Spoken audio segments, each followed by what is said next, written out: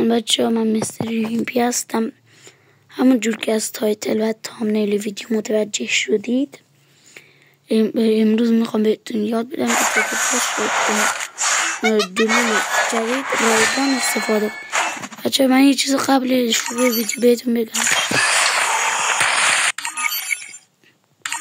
چون لاک رویال میبینید بچه ها، یه لاک رویال جدید بیاد حتما کارت لاکتون جمع کنید.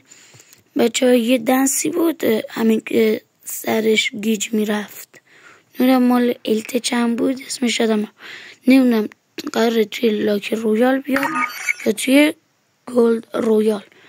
دیگه خلاصه هم این کارت رو جمع کنید، همین کارت های لاکی.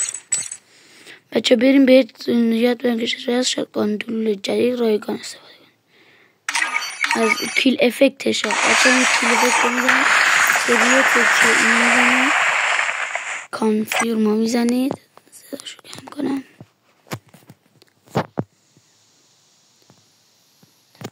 شما میای اینجا بچه ها، بهتون میگم اگه شما این شاتگان رو دریافت کنید بچه ها ببین الان من این هر کلیکی بزنید این نمیاد آقا اسکلت. نفر آخر اسکوادو که بزنید، همه رو نه، نفر آخر یه اسکوادو بزنید اینطوری میشه.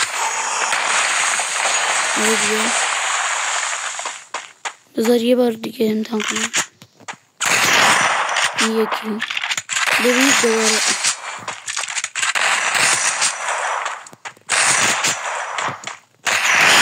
بچه ها برید ویدیو میذارم بچه ها، آموزش گرفتن پولیور سفید مردانه رایگان.